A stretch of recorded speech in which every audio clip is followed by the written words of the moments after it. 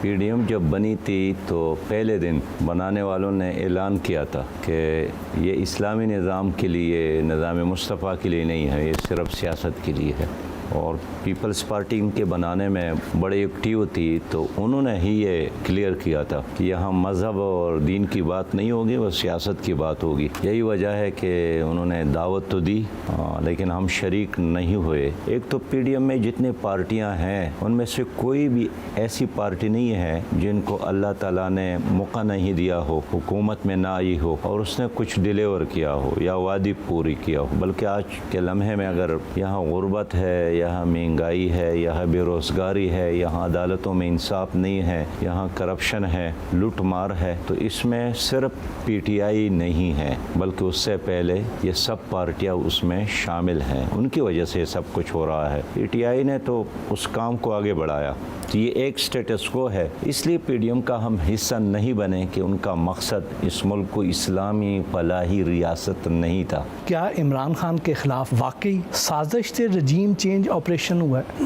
دیکھیے، عمران خان نے سازش کی بات اس دن کی جس دن ان کے خلاف عدم اعتماد شروع ہوا اور ہو گیا۔ مجھے بھی اس نے فون کیا تھا کہ میرے خلاف سازش ہوئی ہے۔ میں نے کہا یار خط آپ کی جیب میں ہمیں بھیجیں، ہم بھی ذرا پڑھ لیں اس میں ہے کیا۔ امریکہ کے تو ہم پہلے دن سے مخالف ہے، ان کے پالیسیوں کے ہم مخالف ہے، ان کے نظریات سے ہم اختلاف رکھتے ہیں۔ ایک استعماری سامراجی ملک ہے جنہوں نے عالم اسلام کے وسائل پر قبضہ کیا ہے۔ پاکستان میں بھی یہاں کی زمین اور ہوا اور سمندر حکمرانوں نے نیٹو افواج کے لیے وقف کی تو ہم نے مخالفت کی تھی، لیکن یہاں کے حکمرانوں نے ہر وہ کام کیا، پی ٹی آئی اور پی ڈی ایم کے تمام جماعتوں نے، جو امریکہ کو مطلوب ہے۔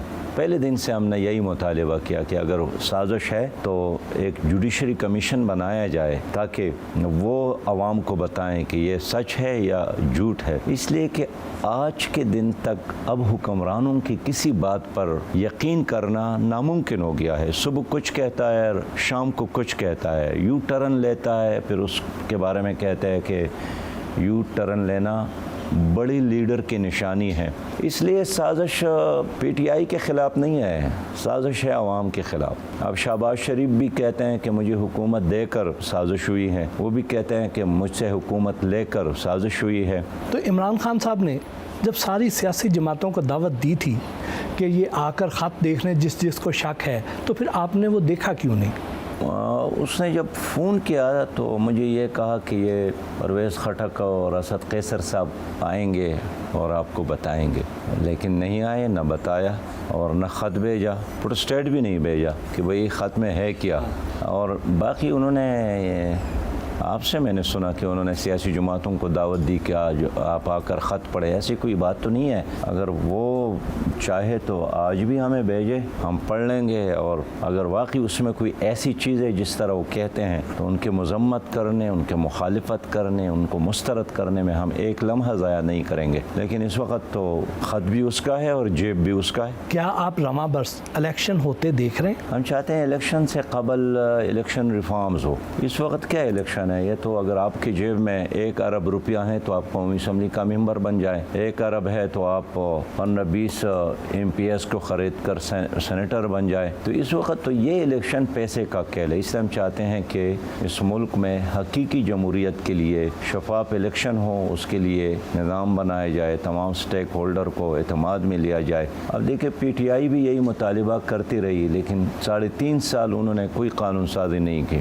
اور اب موجودہ حکومت سے بھی ہم یہ کہتے ہیں کہ بڑے پروجیکٹ اور منصوبے اور اعلانات کی بجائے صرف الیکشن ریفارمز پر توجہ دے۔ اگر آپ ایک صحیح الیکشن کے لیے ریفارمز بنانے میں کامیاب ہو گئے تو یہ بھی قوم پر بہت بڑا احسان ہوگا۔ اسمبلی سے ای وی ایم ریجیکٹ ہو گئی کہ اگلے الیکشن میں اس کا استعمال نہیں ہو سکے گا، اس کے ساتھ اوورسیز پاکستانیوں کو جو ووٹ کا حق دیا گیا تھا وہ بھی ختم کر دیا گیا ہے، تو آپ کیا کہتے ہیں؟ دیکھیے، میں اوورسیز پاکستانیوں کے لیے ووٹ کے حق میں ہوں، اور جماعت اسلامی کا پہلے سے یہ مطالبہ ہے اوورسیز پاکستانیوں کو ووٹ کا حق دیا جائے۔ البتہ ہمارے اور پی ٹی آئی کے درمیان اختلاف یہ ہے کہ ہم چاہتے ہیں کہ ان کے لیے سیٹ مخصوص کیا جائے، اور لوگ سعودی عرب میں ہیں، متحدہ عرب امارات میں ہیں یا امریکہ امریکہ اور برطانیہ میں ہے، جہاں بھی ہیں، ان کے تعداد کے لحاظ سے ان کو نمائندگی دی جائے۔ تو اس لیے جماعت اسلامی چاہتی ہے کہ اوورسیز پاکستانیوں کا ووٹ ہو اور ووٹ کا استعمال ادھر ہی ہو اور مخصوص ان کے لیے حلقے مقرر کی جائے ان کی تعداد کے مناسبت سے۔ جہاں تک الیکٹرانک مشین کی بات کی ہے آپ نے، ہم اس لیے اس کے اصولی طور پر مخالف نہیں ہے، لیکن ہم چاہتے ہیں کہ پہلے بلدیات میں اس کا تجربہ کر کے دیکھا جائے کیا واقعی یہ قابل اعتماد ہے۔ مثلا آج کے زمانے میں ابھی لوڈ شیڈنگ ہے اور الیکشن کے دن بھی لوڈ شیڈنگ ہو جائے اور کروڑوں لوگ الیکشن کے لیے آئے ہو اور ادھر لوڈ شیڈنگ ہو جائے، بجلی فیل ہو جائے، تو آپ اعلان کریں گے کہ بابا آج واپس جاؤ، کل آنا، اس لیے کہ آج لوڈ شیڈنگ ہے۔ تو جس ملک میں لوڈ شیڈنگ ہو اس میں الیکٹرانک مشین کیسے آپ چلا سکتے ہیں؟ پھر بڑی بات یہ ہے کہ خود الیکشن کمیشن نے کہا ہے کہ ہمارے ساتھ نہ اتنے وسائل ہے کہ 4 لاکھ کی تعداد میں الیکٹرانک مشین تیار کرے، نہ چلانے کے لیے عملہ ہے۔ تو اس لیے اگر آپ نظام کو شفاف بنائیں نا تو بغیر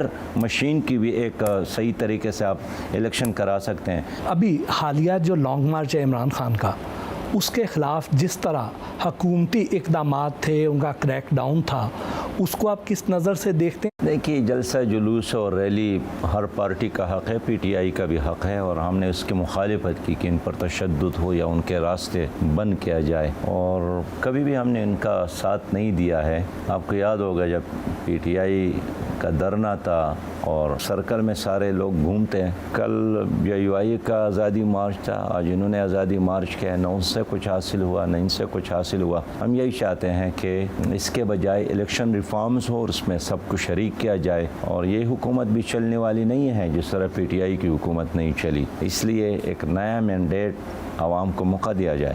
جس طرح حالیہ دنوں میں عمران خان نے بڑے بڑے جلسے کیے اور بڑی تعداد میں لوگوں کو ساتھ لے کر اسلام آباد بھی پہنچے ہیں، تو آپ کیا سمجھتے ہیں کہ عمران خان کی مقبولیت میں اضافہ ہوا ہے، اور کیا آئندہ الیکشن میں اس سے دوسری سیاسی جماعتوں کو ڈینٹ پڑنے کا امکان ہے؟ دیکھیے، ایک تو ہمارے ملک میں مقبولیت کوئی مستقل چیز نہیں ہے، صبح کچھ ہوتی ہے اور شام کو کچھ۔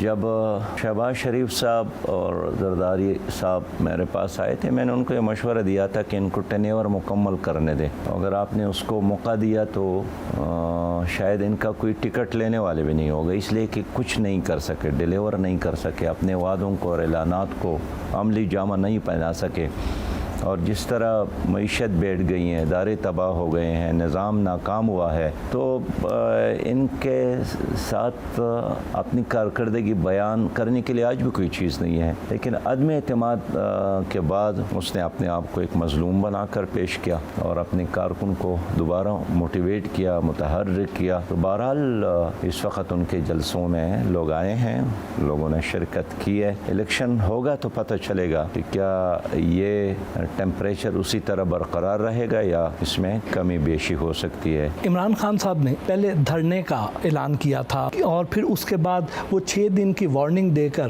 اٹھ کر چلے گئے، تو آپ کیا سمجھتے ہیں کہ پیچھے وجوہات کیا تھیں؟ کیا ہواؤں کا رخ تبدیل ہو رہا ہے؟ دیکھیے، اب بھی عمران خان بھی نیوٹرل سے اپیل کر رہے ہیں اور پی ڈی ایم والے بھی نیوٹرل سے اپیل کر رہے ہیں، اور اب بھی پورا کھیل ان کے ہاتھ میں ہے، وہ کبھی ایک کی طرف محبت کے ساتھ دیکھتا ہے، کبھی دوسری طرف، اور دودھ کا فیڈر ان کے ہاتھ میں ہے، تو جس کے منہ سے چھین لیا جاتا ہے وہ رونا دھونا شروع کرتا ہے، جس کے منہ میں رکھا جاتا ہے وہ خوش ہوتا ہے۔ تو اس لیے اب بھی فیصلہ کن طاقت تو نیوٹرل ہی ہے، اور عدالتوں میں بھی اب شامل ہو گئی عدالتیں بھی، اس لیے کہ عدالت کبھی ایک طرف کبھی دوسرے طرف، اور ایک ایڈجسٹمنٹ کی بنیاد پر فیصلے کرتے ہیں کہ چلے ایک فیصلہ ان کے خلاف آیا تو ایک فیصلہ ان کے خلاف ہو، ایک فیصلہ ان کے حق میں، ایک فیصلہ ان کے حق میں، تو اس لیے ایک فیئر گیم نہیں ہے۔ سچی بات یہ ہے کہ آپ